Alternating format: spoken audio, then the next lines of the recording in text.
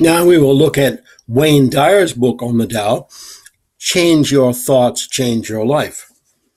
And now he has a great long introduction before he even gets to the verses at all. And what he did, he compared many, many translations and chose what he thought was the best as far as he wanted to process it.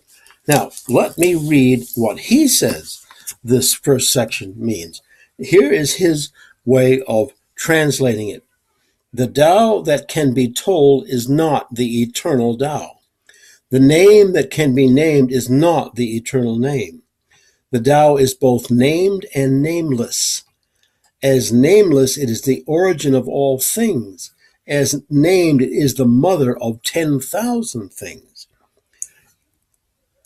Ever desireless, one can see the mystery. Ever desiring, one can only see only the manifestation. The mystery itself is the doorway to all understanding.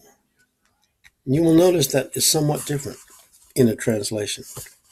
Now, what Wayne Dyer does with this, once he has that translation, then he begins to write about it.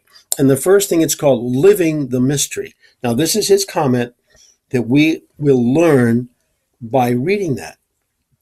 And he makes comments about many, many things in here. For example, when we desire to see this invisible mystery, we attempt to define it in terms of the outer world of form, what Lao Tse calls the 10,000 things. He counsels us that letting go of trying to see the mystery will actually allow us to see it. Or, as I like to think of it, to let go and to let God. That is how the paradoxical thinking works. Now, what Wayne Dyer does with this, that whole section right there is a very long, good interpretation of that, how it fits into what you can think about or even what you can do. And he goes into music and science in that section as well.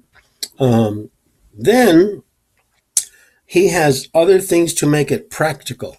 He doesn't just want to write about its translation and its meaning, which he does, but the practical way, it says, first and foremost, enjoy the mystery. Now, he has a lot to say about that as well. Then he says, practice letting go of always naming and labeling. Now, he refers that to people, how we name people and label people according to what we think of them. Or when we see them, we say, oh, that person is blah, blah, blah. Oh, that person is blah, blah, blah, and so forth. That's naming and thinking of a person. If we just let that person be what they are and don't try to name them, we might find out what they really are.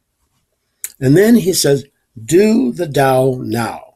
In other words, don't just read about it, don't just think about it, make it apply to your life specifically. That is what he wants to do, to be open-minded, allowing permissiveness to befriend the mystery within yourself. Now, we talked about this before. Don't forget that the Tao is not outside yourself. It is also within yourself. How could you know the Tao if it was outside yourself, if it wasn't within yourself? That would be impossible. Wayne Dyer has that same concept in that section as well. So between these two books, one from an Oriental person and one from a Western person, you have the interaction of both worlds in both of these books. What a fascinating combination and what a fascinating read for both of these. The Wayne Dyer book took him a whole year to work on. And the other book also took a long time.